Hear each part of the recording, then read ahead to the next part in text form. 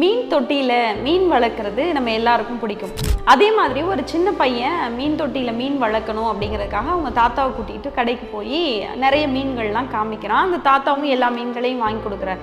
அதில் ஒரு சுறா மீன் அதையும் கேட்குறான். அந்த தாத்தா அதையும் வாங்கிட்டு வந்து இந்த மீன் தொட்டிக்குள்ளே விடுறாங்க.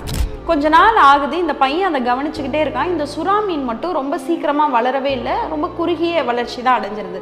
அப்போ இந்த பையனுக்கு டவுட் வந்து, தாத்தா ஏன் இது மட்டும் ரொம்ப சின்னதாகவே இருக்குது அப்படின்னு கேட்டப்ப அந்த தாத்தா அந்த பையன்கிட்ட சொன்னாராம், பொதுவாக எல்லா மீனை விட மிக வேகமாக அதிகமான வளர்ச்சி இருக்கிறது இந்த சுறா மீனுக்கு தான். இந்த மீனை இந்த மீன் தொட்டிக்குள்ளே நீ வச்சிருக்கிறதுனால அதால் ஒரு 4 அடிக்கு மேலே கண்டிப்பாக வளர முடியாது. ஆனால் அதே மீனை நீ கொண்டு போய் கடலில் விட்டனா அது 8 அடிக்கு மேலே பயங்கர வளர்ச்சியோட வளரும். அதே மாதிரி தான் நம்மளுடைய வாழ்க்கையும். நம்ம சின்ன ஒரு உலகத்துக்குள்ளே இருந்தோம்னா நம்ம வளர்ச்சி பெருசாக இருக்காது. அதே இந்த உலகம் கடல் மாதிரி, அங்கே போய் நம்மளுடைய வளர்ச்சியை நம்ம தீர்மானிச்சு